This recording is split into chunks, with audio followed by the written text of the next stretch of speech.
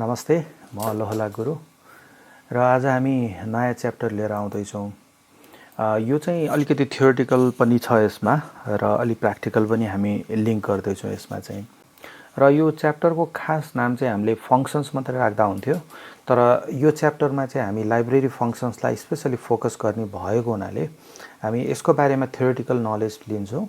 अनि त्यसमध्येमा एउटा टाइप भनेको म्याथमेटिकल फङ्सन्स हुन्छ, त्यसको बारेमा चाहिँ अलिकति नलेजहरू लिन्छौँ यसमा आज। अनि पछिकोमा चाहिँ हामी स्ट्रिङ फङ्सनसँग लिङ्क गर्छौँ। र सुरु गरौँ वाट इज फङ्सनदेखि नै। पहिला वाट इज फङ्सन भन्छ हामीहरू है। अब फङ्सनको यहाँनिर डेफिनेसन भन्दाखेरि चाहिँ a function is a built in or एउटा चाहिँ small program to perform a task quickly and easily भन्छ। अब यो चाहिँ कस्तो हुन्छ भन्दाखेरि मान्छेले आफैले पनि बनाउन सक्छ या तिम्रो क्यु बेसिकले पनि कतिवटा फङ्सन्सहरू डेभलप गरिदिएको हुन्छ। हामीहरूको यो च्याप्टरमा डिस्कस गर्ने भनेकै बिल्ट इन फङ्सन्सहरू कसरी काम गर्ने, कसरी त्यसलाई प्रयोग गर्ने भन्ने कुराहरूलाई मात्रै हामी फोकस गरिरहन्छौँ यसमा। यो चाहिँ लाइक मैले भने यहाँ रेडिमेड टर्म्सहरू हुन्छ, यसलाई युज गरेर म्यानिपुलेट गर्ने, त्यसले भ्यालुहरू रिटर्न गर्छ। अनि त्यो अनुसारले चाहिँ हामीहरूले चाहिँ न्युमेरिकल हो या स्ट्रिङ टाइपको चाहिँ वर्कहरू हामी कन्डक्ट गर्न सक्छौँ। हेर्दै जान्छौँ हामीले थाहा पाउँछौँ कस्तो फङ्सन्स भनेर होइन।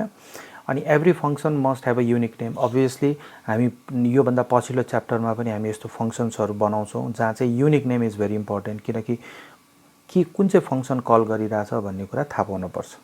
र स्पेसली मैले अघि भर्खर भने कि हाम्रो यो इनबिल्ट फङ्सनलाई दुईवटा टाइपमा डिभाइड गरेको हुन्छ भनेर भने होइन।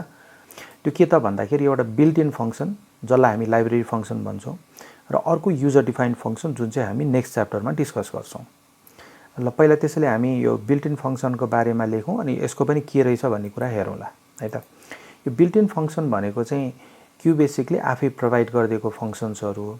फङ्सनले डाटा एक्सेप्ट गर्छ अनि त्यो अनुसारले तिमीले भनेको भ्यालु चाहिँ रिटर्न गरिदिन्छ। जस्तै यो फङ्सन्सहरू चाहिँ हामीले पढ्ने भनेको लेन भन्ने फङ्सन हुन्छ स्ट्रिङको लागि, त्यसपछि क्यार भन्ने हुन्छ क्यारेक्टरमा कन्भर्ट गर्नको लागि, lower case, upper case, left right. अनि म्याथमेटिकल फङ्सन्सहरू हुन्छ जस्तै स्क्वायर रुट, यिनीहरू हामी अहिले एकछिनमा हेर्छौँ योहरू चाहिँ। अर्को चाहिँ युजर डिफाइन्ड फङ्सन जसले चाहिँ के भन्छ द फङ्सन जुन चाहिँ हामीले प्रोग्रामरहरूले डिजाइन गर्ने फङ्सनलाई भनिन्छ है। अनि यो लाइक यो फङ्सनले के गरिदिन्छ त भन्दाखेरि हामीहरूले कुनै कुराहरू चाहिँ इनबिल्ट रूपमा कसैले दिएको छैन भने हामीले हाम्रो सजिलोको लागि चाहिँ एउटा यस्तो खालको फङ्सन डिफाइन गर्छौँ जुन चाहिँ युनिक नेम राख्नुपर्ने हुन्छ। त्यो भेरिएबलसँग पनि म्याच गर्न हुन्न र प्रिभियसली कुनै फङ्सन्सहरू डिफाइन गरेका छन् त्योसँग नि म्याच गर्न हुँदैन। र यो चाहिँ नेक्स्ट च्याप्टरमा डिस्कस गर्ने, अझ डिटेलमा त्यो बेलामा डिस्कस गरौँला। त्यसैले आज हाम्रो मेन टार्गेट भनेको चाहिँ के छ त भन्दाखेरि म्याथमेटिकल फङ्सन्सको बारेमा डिस्कस गर्ने भनेर हामी डिस्कस गर्दैछौँ। यो फङ्सन चाहिँ स्पेसली हामीलाई म्याथमेटिकल क्यालकुलेसनमा हेल्प गर्छ यसले, र कतिवटा त्यो कमन टास्कहरूलाई सल्भ गर्न सक्छौँ। जस्तै हामीहरूको यहाँ हेर्न सक्छौँ कि फङ्सन्सहरू जसले चाहिँ यो कामहरू गरिदिरहेको हुन्छ वान बाई वान। जस्तै मलाई स्क्वायर रुट निकाल्नलाई हेल्प गरिदिरहेको हुन्छ, साइन कस टेनको कुराहरू कन्भर्ट गर्न हेल्प गरिदिरहेको हुन्छ। ल हेरौँ एकचोटि यसलाई कसरी हामी इम्प्लिमेन्ट गर्न सक्छौँ भन्ने कुरा वान बाई वान हेर्दै जाउँ है त। पहिला छ एबिएस भन्छ यसले चाहिँ एब्सोल्युट भ्यालु रिटर्न गरिदिने गर्छ। यसलाई गर्नको लागि एकदम सिम्पल छ है गर्ने तरिका चाहिँ।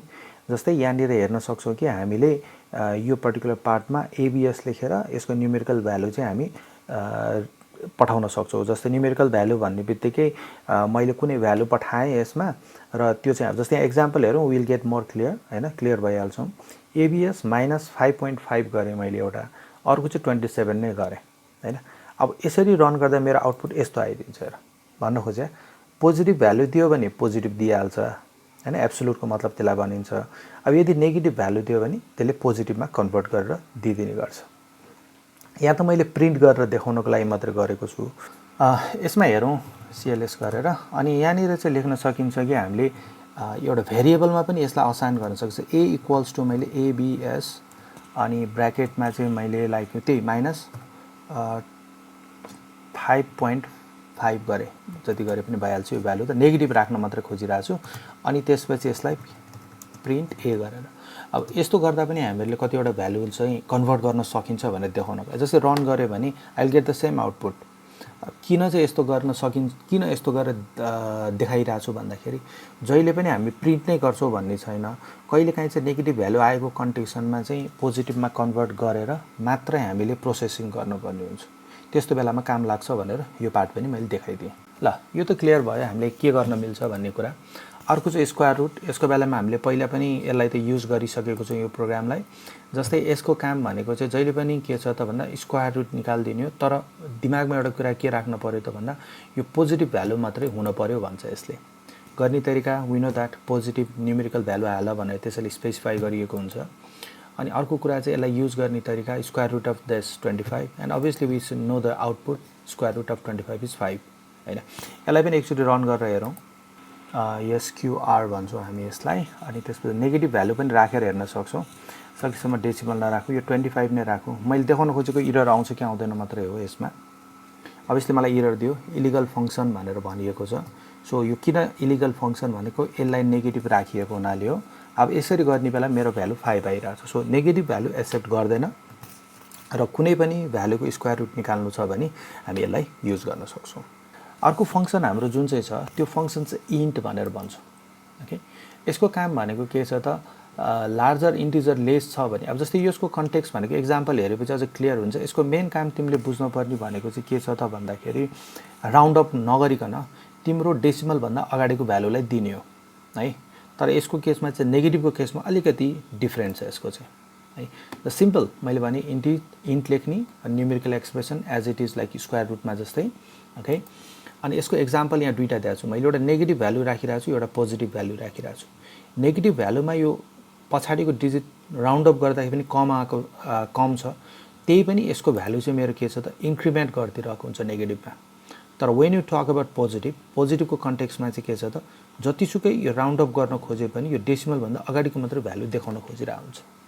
जस्तै यो केस हामीले अघिल्लो एउटा हामीले अपरेटर पढ्ने बेलामा एउटा चाहिँ भेरिएबलको डिस्कस गरेका थियौँ, त्यस्तै खालको एक्जाम्पल हो। जस्तै हेरौँ है त अहिले एकछिन।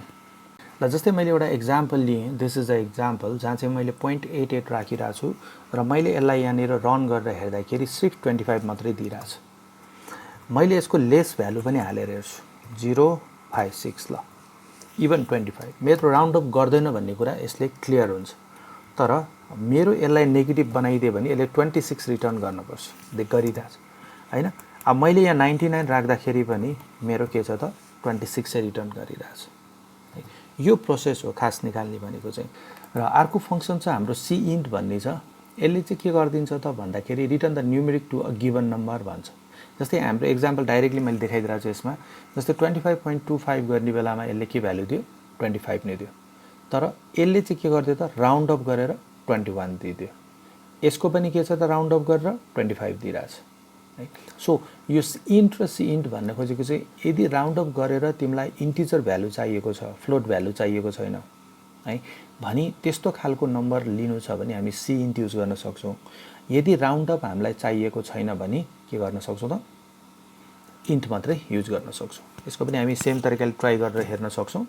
ओके, यसले चाहिँ भनौँ न तिमीले कस्तो खालको साइन युज गरिरहेछ भन्छ क्या यसले।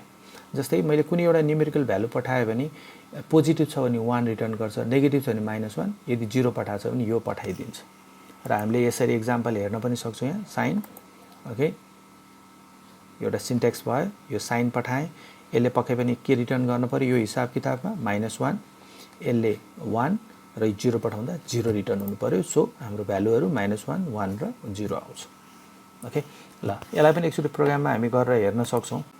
कुनै पनि नेगेटिभ भ्यालु दियो र यसलाई रन गरेर हेऱ्यो भने -1। ओके, यो नेगेटिभ भ्यालु हटाइदिउँ 1। ओके, अनि त्यसपछि यहाँ 0 राख्यो भने चाहिँ हाम्रो 0 आइदिन्छ है। इट्स क्लियर, हेर्न पनि हामी सकिहाल्यो। अर्को फङ्सन छ हाम्रो साइन कस र टेन भन्ने फङ्सन।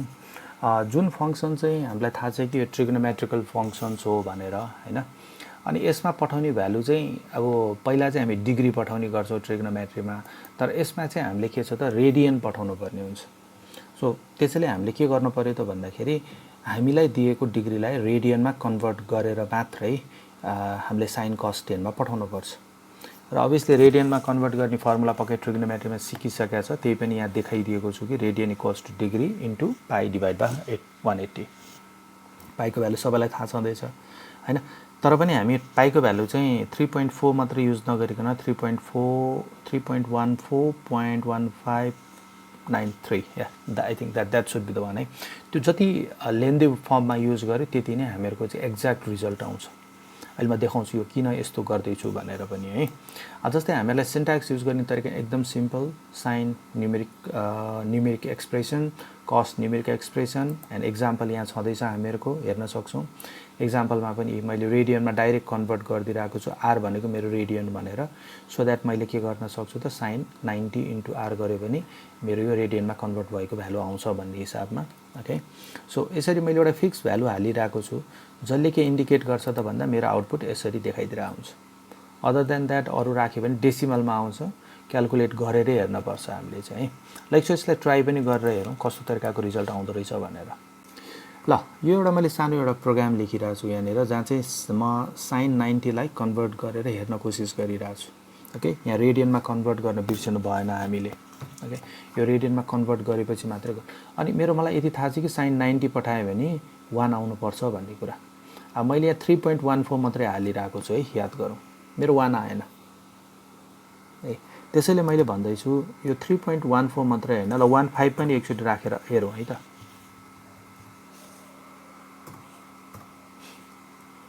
आयो। कतिवटा केसमा अझ पनि यो 4वटा डेसिमल पोइन्ट पछाडि राख्दाखेरि पनि नआउन सक्छ है।